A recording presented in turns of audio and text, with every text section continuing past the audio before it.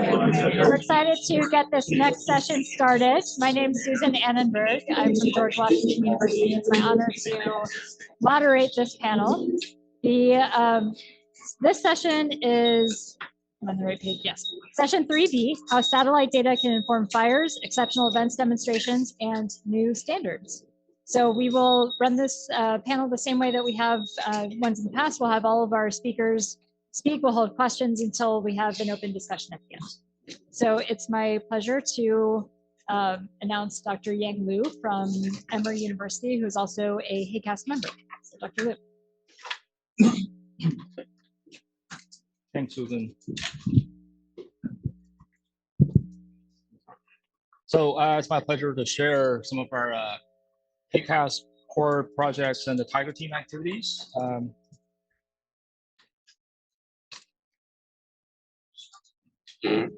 Okay, works. So this series of studies generally follow this logic, right? We have a set of study questions starting from exposure characterization. So first we ask, how do we characterize the pollution exposure to fire-related environmental risk factors? Fire exposure is a complex mixture of things that you experience, right? It's not just the smoke. It could be the fire, proximity to it, your trauma, your anxiety, a lot of things mixed up together. In this particular project that we collaborated with the Lancet Countdown project, we developed and continued a global scale fire indicator for the Countdown project. And I'll tell you what the Countdown project is.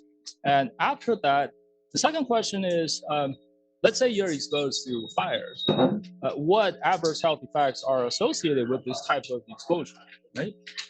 First, the study question is not a follow-up from the Countdown project, but in the general context, we work with the American Cancer Society to study how the exposure to fire affects cancer survival and cancer prevention. And then finally, the question would be, okay, we know the harm, we know the exposure, what can we do about them, right? So what kind of actions can we take to reduce these associated health risks? Now, in this case, I'm going to show our progress in the Tiger Team project, working with the EPA air now system. And one of the actions that we can do is early warning. To inform policy. So Countdown is a global partnership started in 2015. First, it was a Lancet commission. Lancet's the journal, Lancet. They commissioned a study on climate change and health. And because of the success of the commission report, starting in 2016, it became a funded project. The sponsor is the Wellcome Trust, the world's second largest foundation and the largest funder in the climate and health space. So the 2024 Countdown report is the 9th iteration of this report. The Countdown is a global consortium of 50 plus research institutions. Some of them are UN agencies. The whole team includes about more than 300 researchers. This iteration, the 2024 iteration, involves, I think, at least 2 or 3 HAQAST PIs.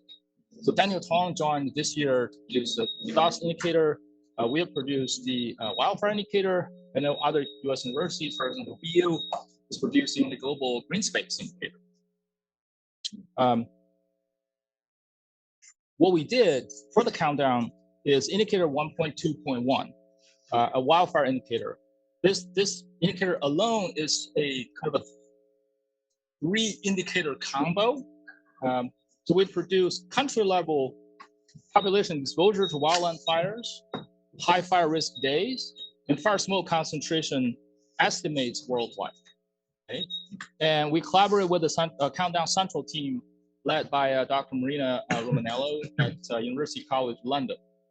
And as a future development step, we think about the team is very interested in estimating country level smoke related health risks, in particular mortality risks. To do this, we use a lot of satellite data, primarily the MODI's active fire spots. And we also use the CDAC GPW version 4 population, and then aggregated everything to 0.1 degree resolution, and then calculate the annual mean numbers of person days exposed to wildfire during the most recent 5 years and compare that with the baseline. Everybody has a fixed baseline. This year, the new development is we added cloud fraction correction to kind of partially address the issue of fire spot underreporting. And this is what you got for the countdown project. The US and Canada were not doing very well. There are a lot of fires in the past 5 years. But the countdown setup gives you a national average. What if we need more information, right? So that's our project number 2. What if we want a better spatial characterization of exposure to fires in the US? So we work with the American Cancer Society on that issue. And here we get to use the HMS point estimates of active fires. What you get is something like this. This is a census tract level fire density plot on the left. Looks dark. So the brighter parts have more fires. The argument that the ACS is trying to make is that you have to consider the hazard from both ends, from fires and from people. As they show in this bar chart on the lower right, the most hazard actually takes place in the southeastern US. Over there, 64% of the fire encounters actually took place in the southeast, because fires in the south and southeast are a lot closer to people. That's where people get sick. Okay. And then we look at other types of fire, for example, here. Eastern Florida, 250 days of fire. That's not wildfire, that's sugarcane harvesting. There's some nuance that we have to deal with when you look at fire at such a high resolution. And satellite data does allow us to do some differentiation there. Okay, yeah, so the high number of fire days are actually not caused by wildfire. And then lastly, I'll talk briefly about the air now, because this is a very technically involved project. EPA wants to map air pollution. Air now, for now, is reporting point estimates from their AQS systems, right? Real-time point measurements. What Air now wants to do is to integrate satellite data and produce pollution maps. And they do that in a very complex data fusion scheme. They call it AirFuse. The code is publicly available on GitHub. I encourage you to take a look if you're interested. The challenge that EPA faces is that the current approach produces weird discontinuities like this. We call it anomalies. This is most likely a fire plume, and then that little cut is caused by different satellite spots. But the problem is this. All of a sudden, within a smoke plume, you have this valley, a weird-shaped valley of very low concentrations. If a state meteorologist sees that, they cannot forecast. And that's a problem. So we're trying to figure out a way to systematically identify and eventually kind of mitigate this issue. It's a lot more technically involved than I thought for a Tiger Team project. So first thing we need to do is to actually reproduce in a systematic way the anomaly cases identified by the EPA team in their intensive study. So they analyzed, basically eyeballed 3 months worth of maps and identified some cases like the one I demonstrated. But we need to extend this to the full year, actually in 2 years, to see if there's some pattern. Obviously, you can't eyeball them. 2 years worth of data is probably 30 terabytes. So we need to develop some kind of a semi-auto anomaly detection algorithm, some edge detection, geostatistical tools to do that. After that, we try to mitigate that. The first step is to readjust their weight scheme. I don't have time to go into the details, but I can show you what it is. So if you do a cross-sectional cut in that weird anomaly, these are the weights of all the inputs producing that map. And the anomaly is caused by two things in this case. Number one is there are large differences between the three data sources. Air now, purple air, and then ghost GWR estimated PM 2.5. And factor number one doesn't necessarily cause the anomaly. You have to have a factor number two, which is a dramatic change of the weights of these three things. So we have to have a way to automatically identify these cases. That's kind of hard. And after that, there's a future step that we have to do. The current scheme also generates those weird circles. That's negative prediction.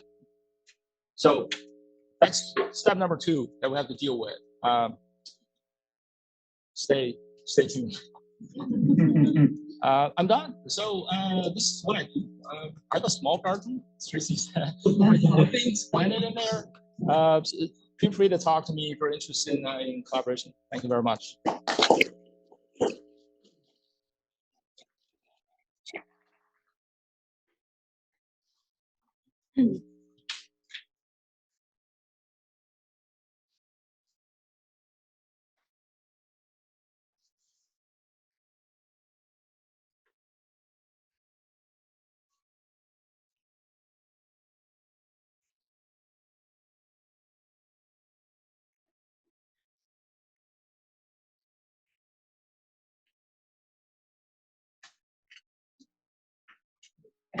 Great, thanks so much. And our next speaker is Leif Paulson from the Wyoming Department of Environmental Quality.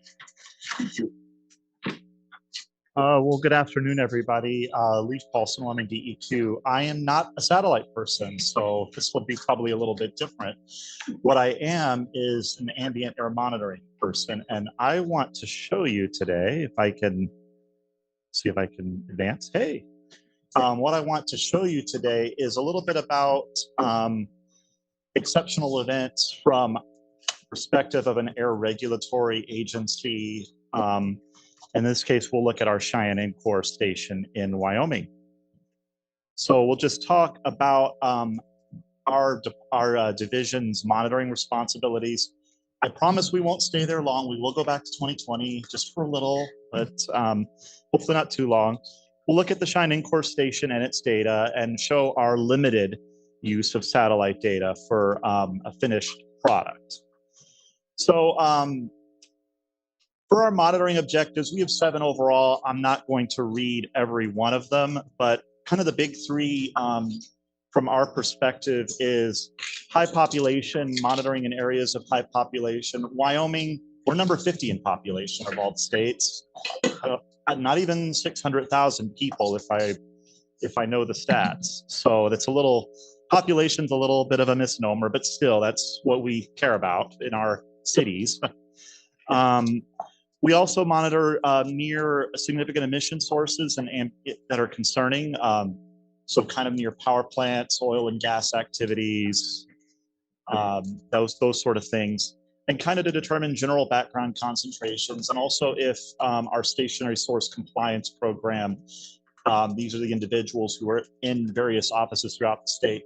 Hey, we have a concern over here. Could you maybe put a station here or investigate further? So where we've monitored, you can see on the map here, there, and just about everywhere. Not every station is active, but what we have are about 20 plus active stations. And a little bit about Wyoming, and I don't know if I can point on this or not. With the, well, maybe the cursor's working, no? We'll wing it then. So kind of in the northeastern part of the state up there is where we have a lot of existing coal mines in the Powder River Basin. In the southwestern part of the state is trona activity, sodium bicarbonate, baking soda, and so on. And kind of in that area in the west, you may see the little purple outline over there. We have, despite a low population in that area, an ozone non-attainment area due to topography and a wintertime phenomenon where there's significant snow depth and precursor emissions from NOx and VOCs from oil and gas activities, we can see ground level ozone formation.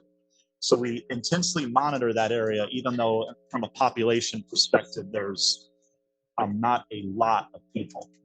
But getting back to the state, it's 50th in population. We're, I think, 9th in total area, 20 plus stations. And I think when we're fully staffed, we have 11 of us that all in the southeast corner in Cheyenne that have to crisscross a large state.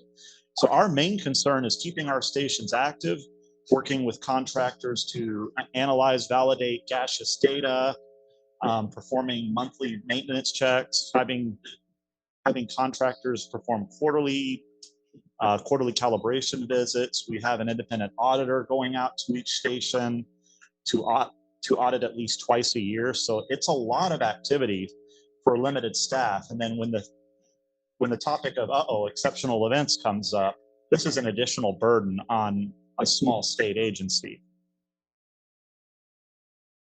And often it's just where a colleague might say, "Oh, I'm leaving for this station today." "Okay, see you tomorrow." It's just so far and so rural. 2020, right? We probably don't remember the year fondly. We can see here just, this is from our demonstration that we just have out for public comment. It was an active year, quite active throughout the Western United States. We look a little bit further in the data, and for Wyoming's perspective, we're only concerned with 2 event periods, August 21st, September 18th, and September 25th through October 9th. There were obviously June and July happened. We're just not, for this purposes of this demonstration, interested in that period. But what we saw was California contributed the most of the acres burned during that period, with contributions from Oregon and Washington. Wyoming, we did not really contribute much, but we'll see a local fire in a second that influenced. You can see that conveyed in just the graph of area burned. These are our PM2.5 monitors that we had in the state at the time. Many of them were FRM, Federal Reference Measure filter based back then. We've kind of transitioned into more continuous FEM PM2.5 monitors.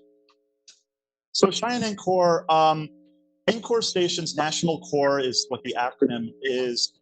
Each state has at least one of these monitors. This, from a ground level perspective, this is probably as good as it gets for continuous ambient air monitoring throughout the region, for one station. So this is about as good as it gets. We have a lot here in Cheyenne. And kind of just for a regional perspective now, Cheyenne again is in the southeast part of the state, the Front Range, Denver to about 100 miles to the south. And Cheyenne NCORE was influenced by 2 fires. I'll move in a little bit. Cameron Peak Fire in northern Colorado, and the Mullen Fire in the west in Wyoming, kind of in the Medicine Bow National Forest. And you can see with this picture of the state capital in Cheyenne, our offices are about 2 or 3 blocks from where that photo was taken, and just on one of the dreadful days with the Mullen Fire. So with an exceptional event demonstration, the clear causal criterion is one of the key components of 40 CFR 5014, kind of the meat, if you will, of a demonstration. And I'll just move quickly through some graphs here. First is kind of a traditional time series historical data graph that we presented for Cheyenne NCORE for continuous PM2.5 data, pointing out each exceedance over the years. The one on the right, I'm more fond of because this took a little more ingenuity to manufacture, and I think it's more kind of more what we see in our own minds, calendars. We see this in our own offices, homes, lives, showing with the old NACs before the EPA just promulgated the new NACs, kind of the concentration breakpoints, which I think really tell a story of, oh goodness, September and October were not super in terms of PM 2.5 concentrations. A couple more graphs, just this kind of color-coded data for each year, kind of to show the seasonality of fire influencing data in summer months. Then on the right, just using ArcGIS just to show percentiles of every PM2.5 monitor in the state to just show data to show what each one looked like in relation to fire. Using the resources of Aeronautech, the high split models, showing the NOAA hazard mapping system smoke product as well to show. And then our use of satellite data, pretty limited, right? Just a screenshot of worldview just to show in the demonstration, hey, we have something here, right? But nevertheless, another piece of evidence. So all these put together made up the clear causal criterion. And just to summarize, finally, demonstrations require time and resources. Again, we're a limited agency. This took 2 years to do because this was a side project. People were busy. People were going out to those stations. People were invested in their own work. Capturing info during the event is critical. A very much lesson learned sometimes way after the fact. Why can't I find that resource? Why can't I see this? Using new ideas and using expertise of others in our office. We have meteorologists on staff that help to generate other products. I'd encourage you to chat with me later about our resources. I'm happy to discuss more with you while here. And of course, everybody has an Aurora Borealis picture recently. So we have one too from one of our western stations in Wyoming. Thank you.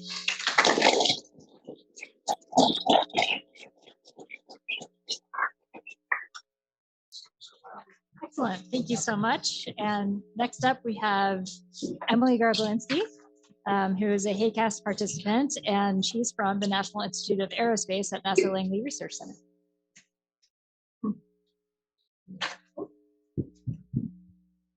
Hi, everyone. My name is Emily Gargulinski. I'm on, excuse me. I'm going to talk to you today about our projects, plural, to enhance our national emissions inventory. And this is several projects with the help of a lot of different people, just a few of which are listed here. And fortunately, Yang really set me up great with his pointing out that the Southeast does have a lot of fire. So that's going to be great. We're going to expand on that. So quantifying pollution from these small fires in the Southeast and the Midwest is this massive conundrum because there's not a whole lot of representation in our current emissions inventory. And even though the wildfire gets the most notoriety in the news, we see it all the time, the lack of accurate emissions hinders the ability of local and federal agents to make decisions on our health and the air quality regulations. So what we want to know with our project is how much is burning, when does this burning occur, and what are the capabilities of the satellites to see this occurring? Now, the challenge, as we all know, is balancing burning and health. I'm not telling anyone they can't burn. In fact, there's many benefits to prescribed fire and mitigating wildfire risks and encouraging the right kind of ecosystems to flourish. This is a natural process. However, there has to be a balance between when we burn and what we breathe, right? So we're giving the science. We're not telling anyone they can't burn. We're not making decisions. We're giving people the tools and the data to do so. And as climate changes, we have to balance the choices that we make, not just the landscapes we desire. So at the heart of this project, we have created a burned area database for these smaller fires. So this kind of highlights our problem. These are two different fires. So on the top and the bottom, the first column is pre-fire. The second column is 1 day post-fire. You can see that we've digitized the outlines of these fields. They're beautiful. They're dark, easy to see. But when we look at 3 and 4 days post-fire, if you're not familiar with what you're looking at, or you're just a satellite detection, you're not going to pick up this burn. It gets turned over, it gets plowed, it gets rained on. Very difficult to account for in our databases. So as a Tiger team in the last cycle, we focused on the Flint Hills in Oklahoma and Kansas, and we created a 5 by 5 kilometer tile grid over the entire area, selected about 5% of the tiles, and we had digitizers look throughout the 2022 burning season, which here you can see is April, March, and a little bit of May. So we did a statistical sample and digitized everything that we saw. And the results of that were we got 1,300 or so square kilometers. But the meat of this is looking between Aquaterra, NOAA 20, and SUMI, 4 different fire detection products. At best, between them, we captured 46.4% of those fires. Now, if you're not familiar with the area, some of these are they're rather large rangeland burning. So we're able to see these, but some of these are bigger. What happens when we have these smaller fires that get turned over much quicker? Well, we know that the burn scars without detections were an average of 0.5 kilometer or smaller. And the events with detections averaged about 8.45 square kilometers. So that's something to keep in mind. When we're comparing to Modus burned area product, this is kind of what that process looks like. This is the largest fire. So on the left, you'll see the Sentinel hand digitized burn scar that spanned over a few weeks. The Modus burned area product that's spatially and temporally in the same period. And then the intersection. So we did this for all of the events, large and small, and overall we got 65% intersection, but 27% omission. So if you're just going off of the Modus burned area product as it is, you're missing about 1/4 of that burned area. Now this isn't the Modus burned area's fault necessarily. It's just no event, there's a certain threshold. So those much smaller events just aren't recognized by the product. If you ignore the temporal restraint, which can be, a little like plus or minus 1 days, we do get that up to 68%, but we do want to highlight our stakeholders who are actually, I believe, presenting next at the Kansas Department of Health and Environment. They have a modified version of the Modus burned area product. And when we compare our stuff to their product, we get 77% intersection and only 11% omission. But if we remove the temporal restraint, we get that up to 89%. So they are doing a great job looking at the fires in their area. And we're really happy about that. So that is just a Tiger Team project that's completed. We're still working on the Florida sugarcane area. I don't have results yet, but I do want to tell you about a few other projects that are new and ongoing for us. So we're currently working to take that next step and look at health effects of smoke. In particular, we really want to know prescribed versus larger wildfire events. And this is in collaboration with Yang, Colleen Reed, and Daniel Tong. So the idea is we distinguish between these wildfire and prescribed fires.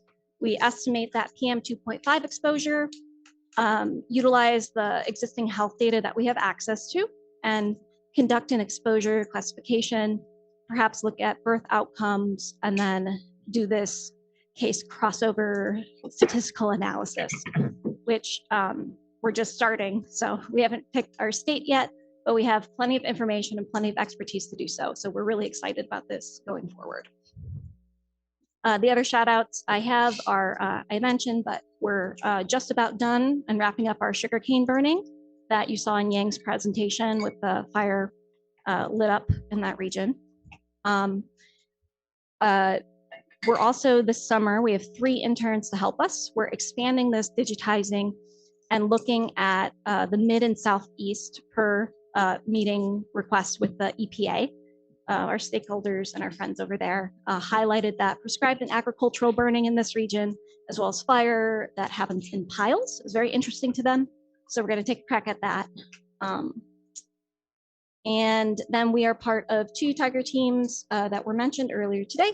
One with Arlene and her Tempo Tiger team, trying to understand ozone events that occur perhaps from fire events that slow down wind and cause exceedances. We know of at least one case in Connecticut with our stakeholder slash partner, Michael Geigert, I believe. And then our last thing is we are also on helping Brad Pierce and with his boundary layer assessment modeling, and we're working on a global fire consumption database to estimate emissions that are actually injected into the atmosphere on a global grid, which is coming soon. So to conclude, our goal is to provide this data and information necessary to establish this connection between fire and human health. Again, prescription fire, it's not going away. We're not telling anyone that it needs to be eliminated. In fact, it's great for the ecosystem and great for safety and precautions when used correctly. But really, it's with accurate data that we can improve our emissions estimates that influence this modeling of air pollution and impacts downwind. So, thank you.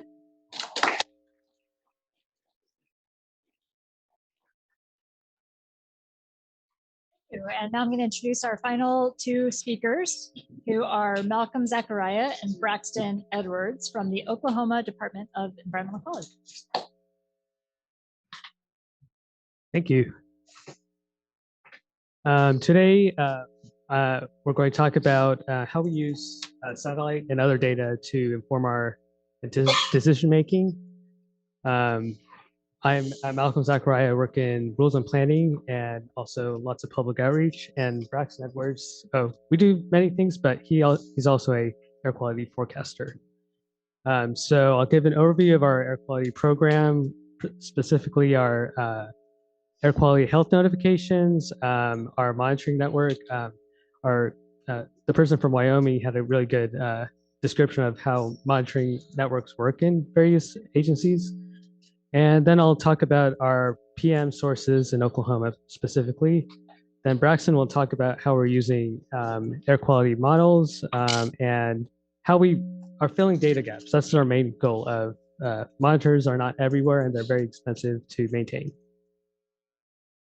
Okay, so DQ uses satellite data for health notifications. The air quality index is actually a backward-looking, technically, scale, but we're trying to use it for forward forecasts. So we're trying to communicate air pollution levels, and while we're only required to report for large metropolitan areas, we've expanded to rural parts of Oklahoma.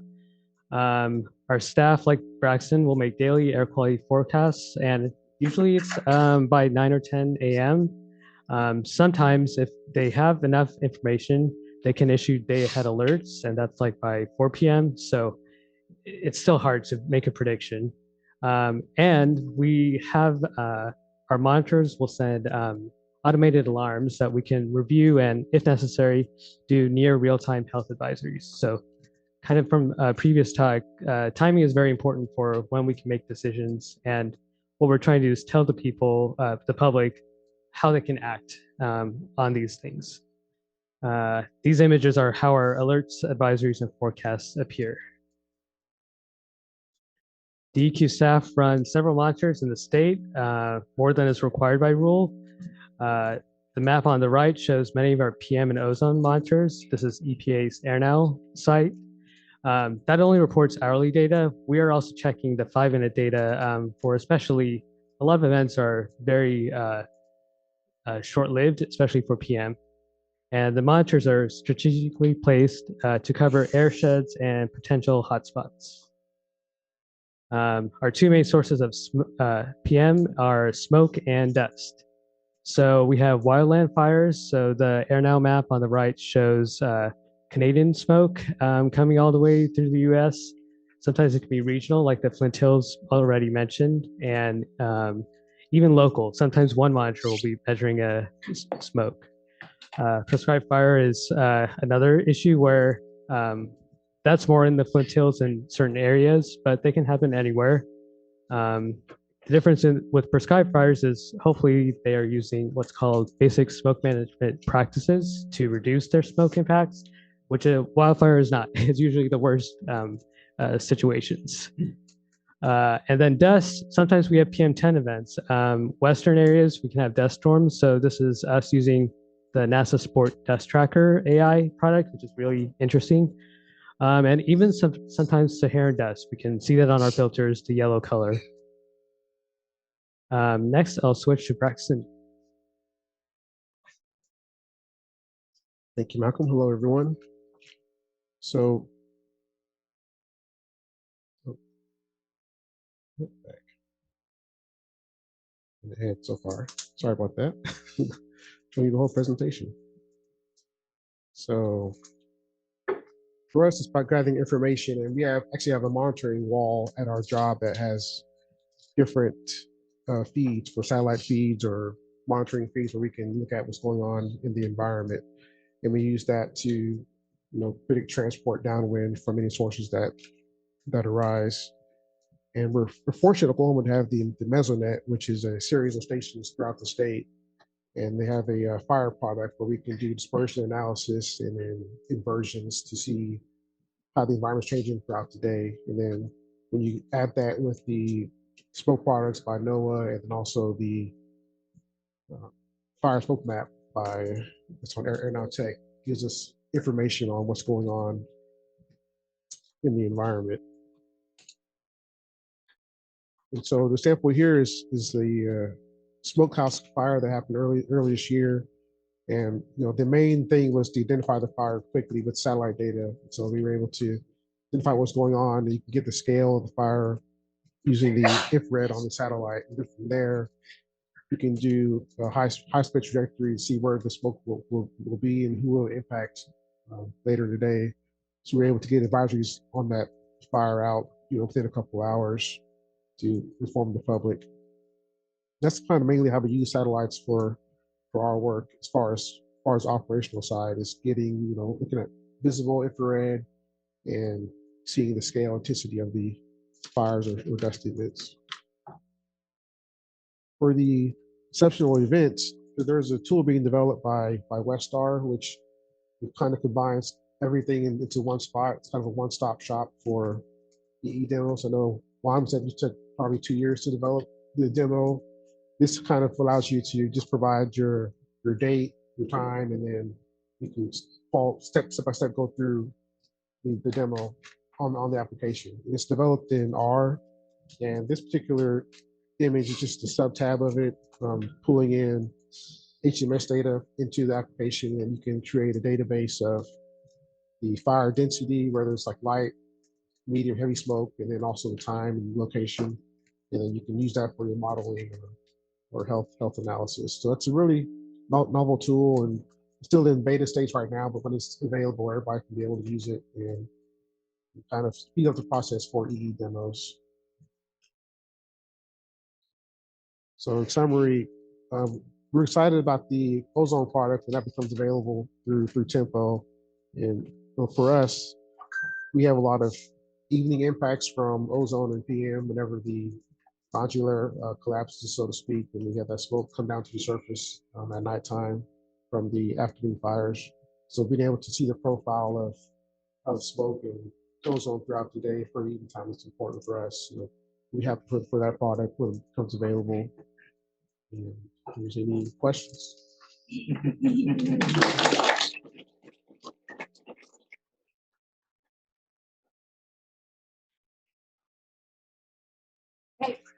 Thank you very much to all of our speakers. I'd like to invite all of you up.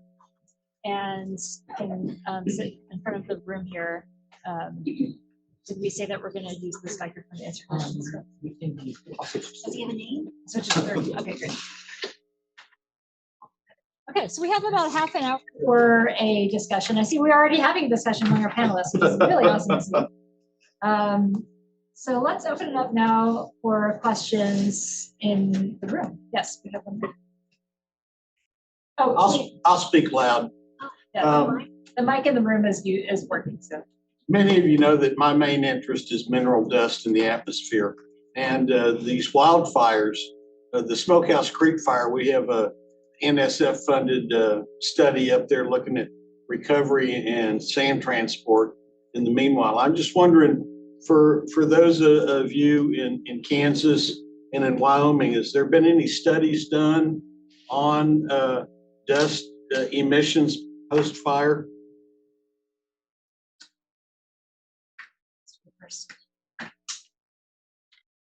do you want to start? Okay, not to my knowledge in Wyoming. Not to my knowledge in Wyoming. Well, I know it gets dusty because my son was stationed in Casper for a while, so it does. We ate dust on several occasions. It does. And vegetation is the most effective way of keeping dust down. So when that gets burned off, there's serious health effects associated with that. IWIND incentive events do happen. Yeah. So I encourage you guys to do some follow-up, and I'd be happy to talk with y'all about instrumentation and ways of quantifying that. I have so not exactly dust kicked up from wildfires, but when we were looking at the Flint Hills for the 2022 season, we had reports of like, oh, this is the biggest fire year. Then we had reports of an exceptionally dry the surrounding states contributing to, this is the dustiest year we've ever seen. So our team took Calypso, which is a LiDAR instrument that circles. It is decommissioned now, but it wasn't back then. And we were able to look statistically at the layers of the atmosphere, compare 2022 to the years we have on record since 2007. And we did find that it was significantly dustier that year, for instance, but it happened about 2 to 3 kilometers up. So even though like it was dustier, it wasn't at people level, if that makes sense. So yeah, we do look at dust sometimes. That also indicates that it was probably from somewhere significantly upwind. Yeah, sure. Do you have any other questions? Yes.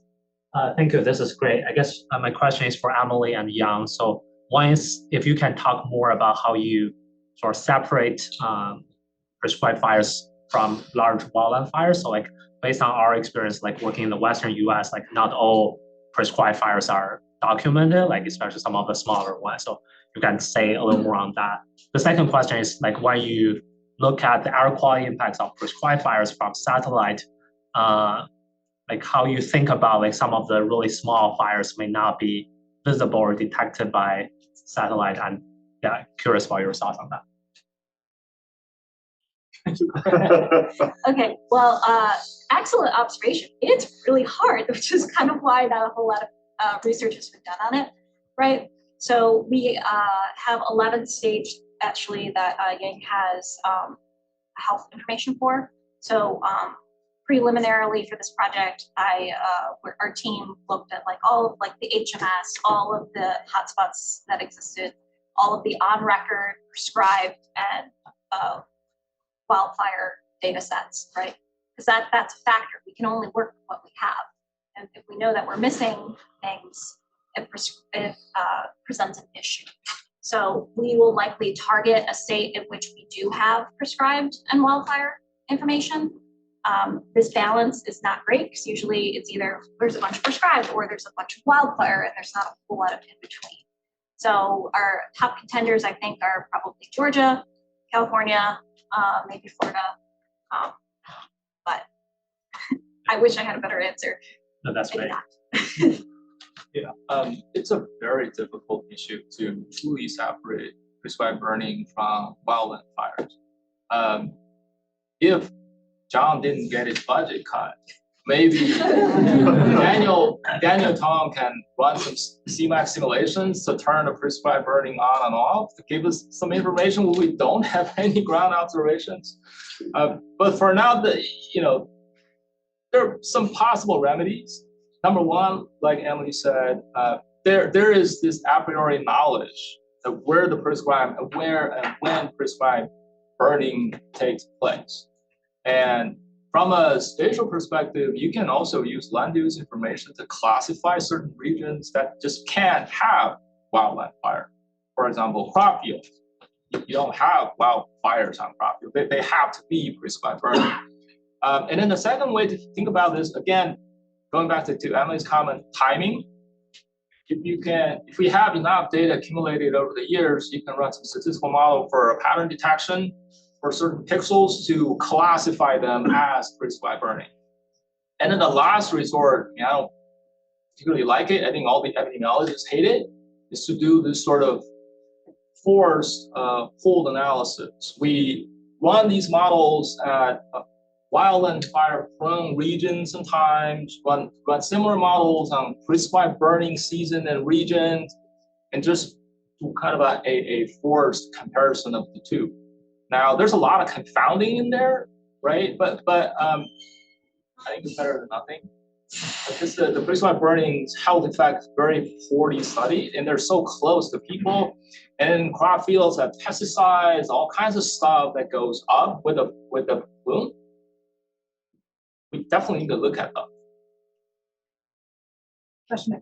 Hi, Sheila McCauley from the EPA Office of Air Quality Planning and Standards. I have a question kind of piggybacking off of that. So we do a lot of work with California's Forest Services on prescribed fires that they're conducting, and they've been asking a lot of questions about how they can point to data that shows differences between prescribed and wildfires. So there's a lot of interest here, but one thing they've asked a lot about is composition differences and toxicity between wildfire emissions versus prescribed fire emissions.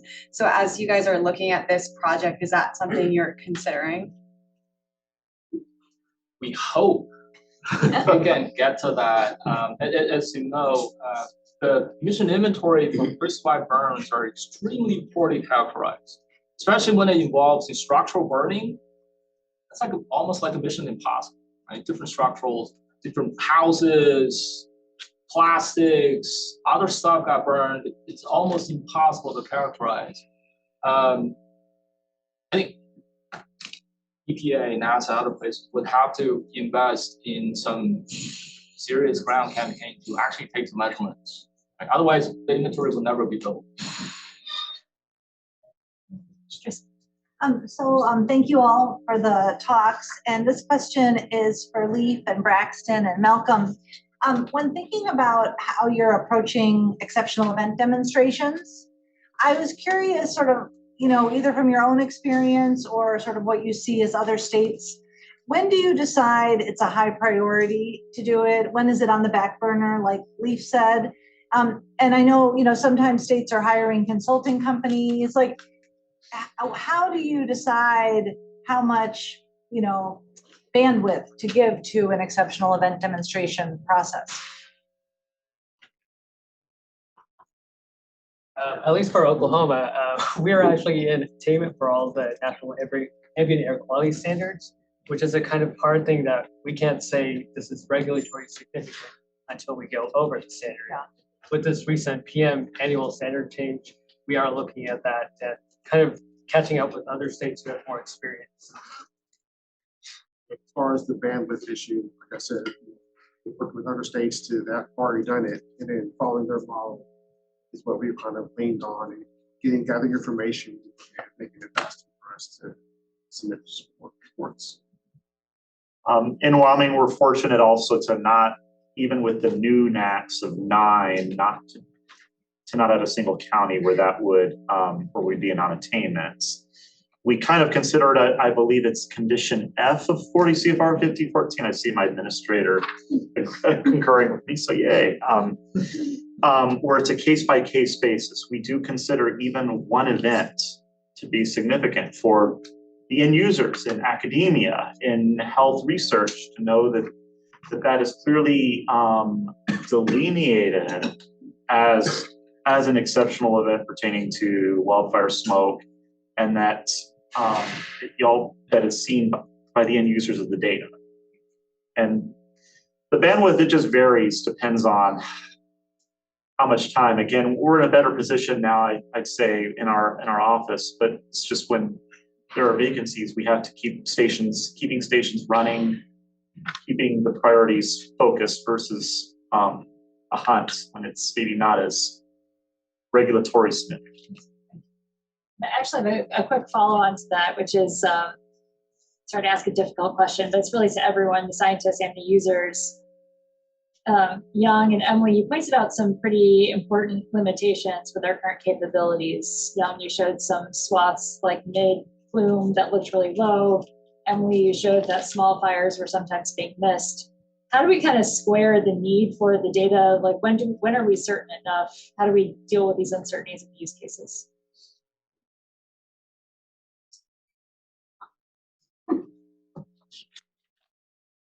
I mean, that's a golden question. Right? It's like, how do you know? I mean, our goal in doing this, even in the Flint Hills, we had one season, we had probably 6 people working on this at one time. We had a lot of manpower. We did 5% of the area or 10% of the overall burn area for that year, right? So you can't do that. You can't take like a formal, we did everything at all the time approach. But the idea is the databases that we are building can be fed to, I want to say AI like ML buzzwords, but the idea is that we can make these predictions and help future researchers make these auto detections so that we don't have to rely on resources and manpower to get it right and like the most accurate, no error type way. So. Yeah, that's a tough question. I mean, this AI ML world, now the question we're asking is how good is good enough? So everybody has to reconcile with that. How many gold standard measurements you would sacrifice in order to increase your volume, and hoping that the data volume will overcome some of the data quality issue. And that's definitely a evolving theme. I think EPA is fully aware of that with the local sensor wave satellite. It's a kind of an eternal issue that we deal with trivial errors, missingness, all sorts of non-random problems with that. I don't have a solution. You're not looking. Yeah. Leif and Braxton and Malcolm, any thoughts on your perspectives as users of the data? I think we'll say that we're kind of working on what we have, like we're doing a lot of health notifications where we don't want to overload the public with things that actually don't go over the standard. So that's why we always try to get, we'll only make actions based on our monitor data at least to show that we know that our monitoring staff have maintained those instruments and have high quality data being collected. We use the satellite data to fill in stuff, and we even use other state stuff, but we're trying to mostly just fill in gaps, and outside of that, we're just trying to I guess sometimes satellite data is we're just seeing like plumes, or like we're using like a lot of visible, like where is this going, and where may be going.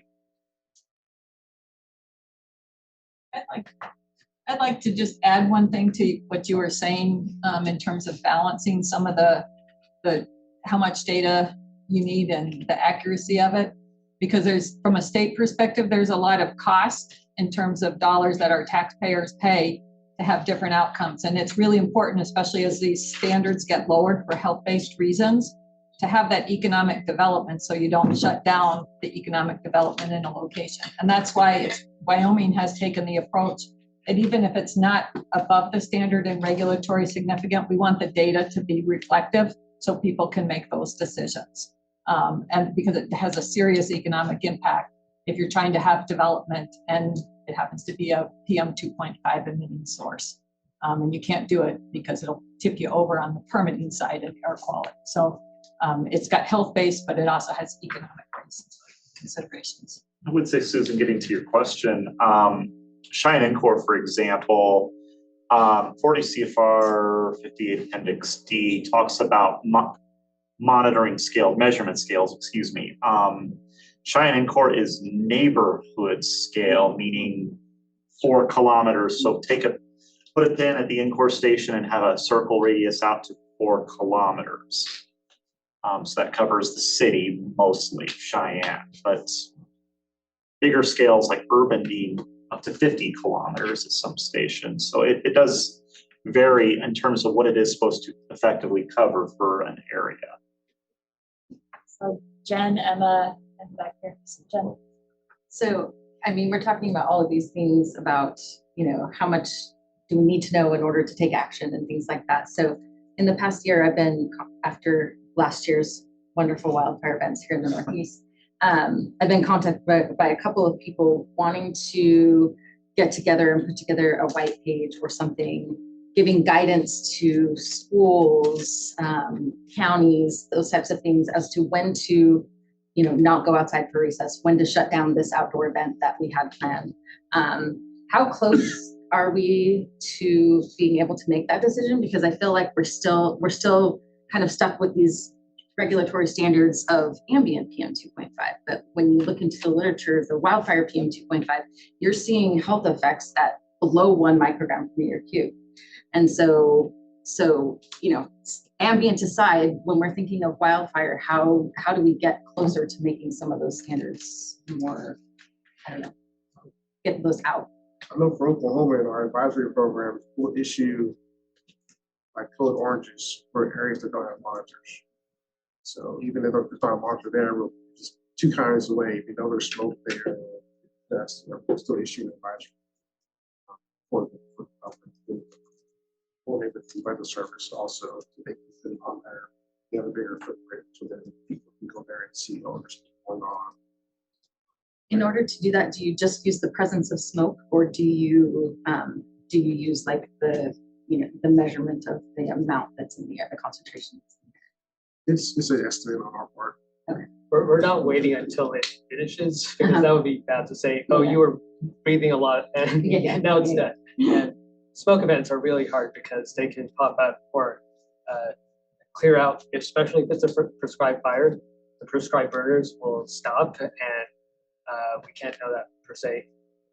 The other part is the standards are also kind of locked. Like PM 2.5 is 24 hours, ozone is 8.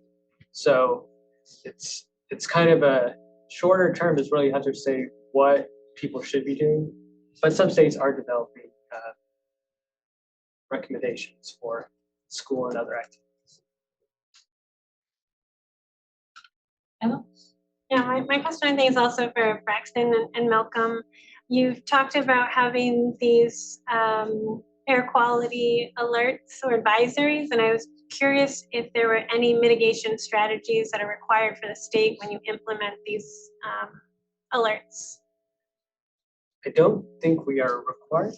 Like, is there change in any type of emissions that might happen that could actually mitigate the exceedance happening, or the high ozone or high PM? So we have 2 different programs. We have the advisory program and the alert program. The alert program is the day ahead forecast. So it's more like a tornado watch, so to speak. That gives the public and industry time to prepare. So it implements carpool programs, and we'll contact the utilities, and they'll kind of do whatever they have to do to help with the emissions for that. Landscaping will stop mowing on those days. That's kind of what we do as far as mitigation factors for ozone in this case. And they also will not burn on those days if we issue an alert. But as far as an advisories is kind of more real-time tornado warning type of event, what's happening now, and nothing that's done on the public side to reduce that. It's just more of a reaction to take care of yourselves. Yes, they're reducing their exposure at that point, and we have recently started PM alerts, but we still have not issued one because it is so hard for us to predict a day in advance that a fire is going to happen. So that's been the really hard part. And I guess really it's only the ozone alerts that we have some kind of warning to not burn or contribute. And the ozone alerts at first actually started in Tulsa, where they were very close to non-attainment and they were wanting the industry to get involved because they knew that they were close. So it's transformed, where it was first industry focused, now it's more public notification. And the public is not that much directly contributing, so it's hard to say what they can.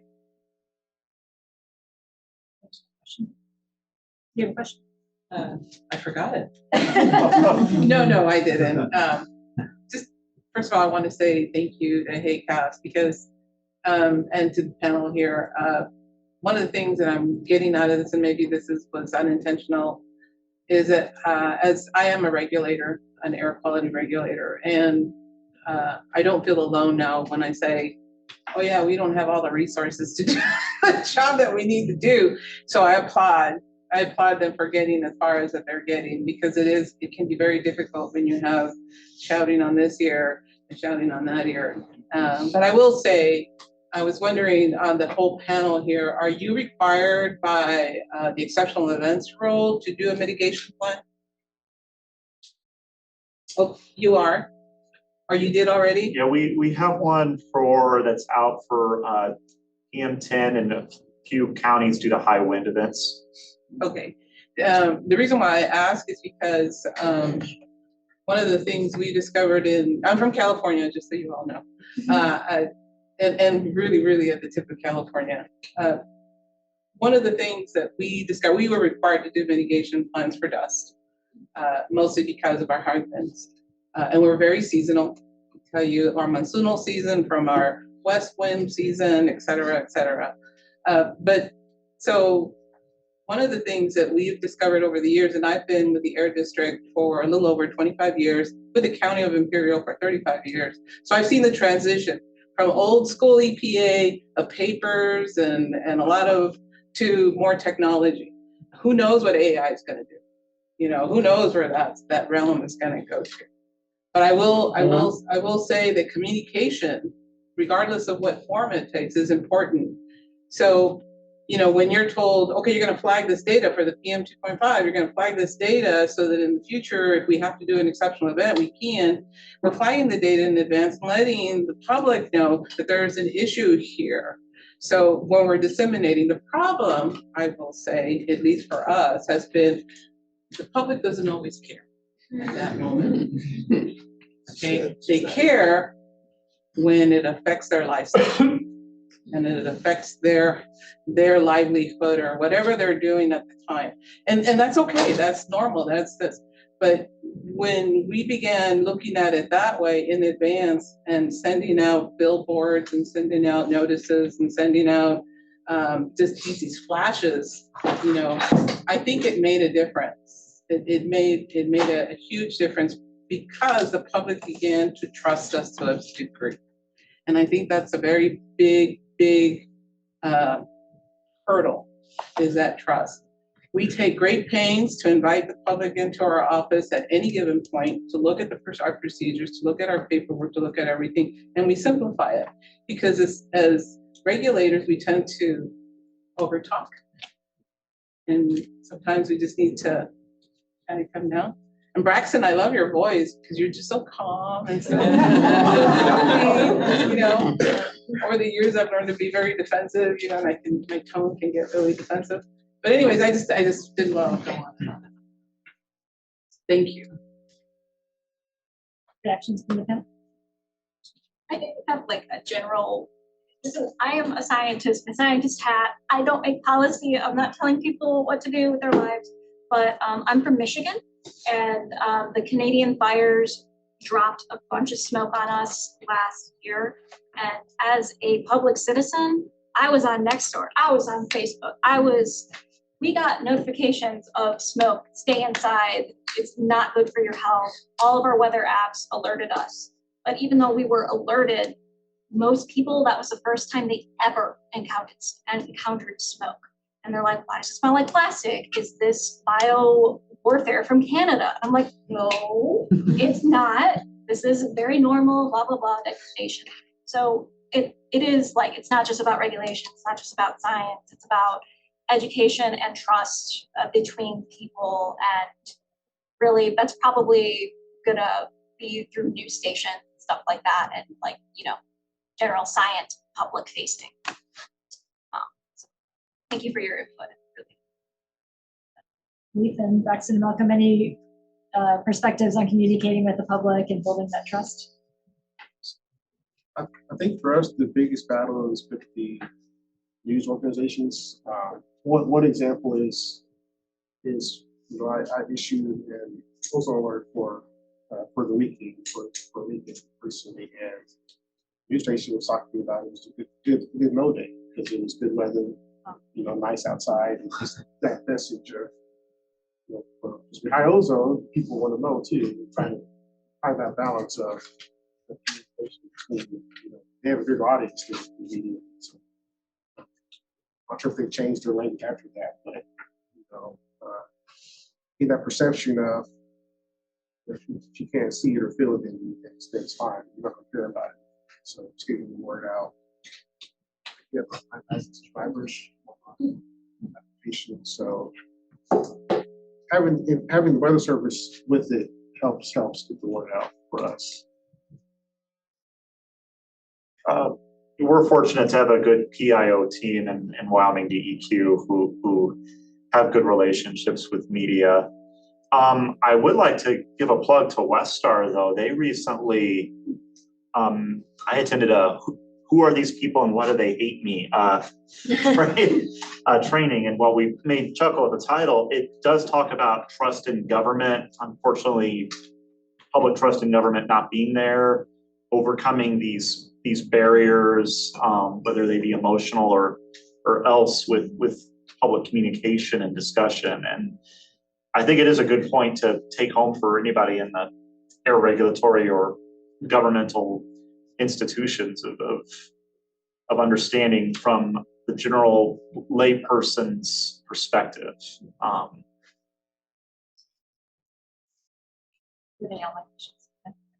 Other questions, Laura? Yeah.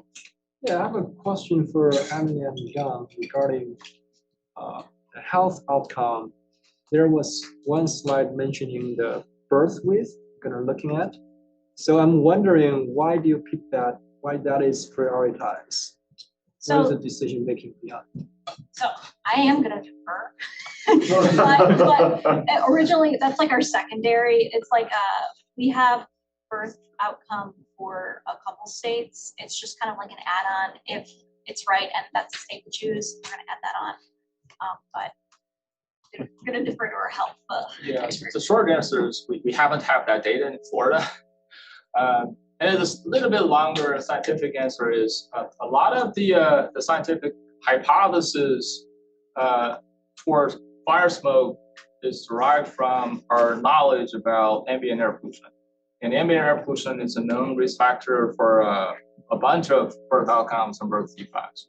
So it's I think it's reasonable to hypothesize that smoke with a lot of carbonaceous species, a lot of oxidative potential would cause similar, if not greater, harm to the mother and then the newborn. And the literature in this area is extremely sparse. So we thought, why not? But the primary endpoint is kind of the usual suspect, acute exposure, respiratory symptoms, just to establish that association. I'm going to ask a bit of a rapid fire question to all the panelists before our coffee break, which is similar to the question I ask all of our master's students as they're presenting their culminating experience. which is you've now presented a problem, and let's say, the government hands you, or somebody hands you $1 million or more. What's the priority thing that you're going to invest it in to solve it? Jan, you talked about if John wasn't limited by continuing resolutions. I think Leif talked about how this unfortunately has to be a side project because everybody's got their day job, things that they need to do. If those weren't limitations, what do you think would be, something that would unlock the issue and really make a big advance? We'll start with that. I think kind of like purple air sensors are a good example of having higher resolution, and maybe it's kind of like sensors or satellites, things that we don't want more regulatory monitors because they are very cumbersome and expensive to run. So kind of having that resolution to let people know before things happen, and then also better characterize where are the sources if we do have a problem that we should be looking at.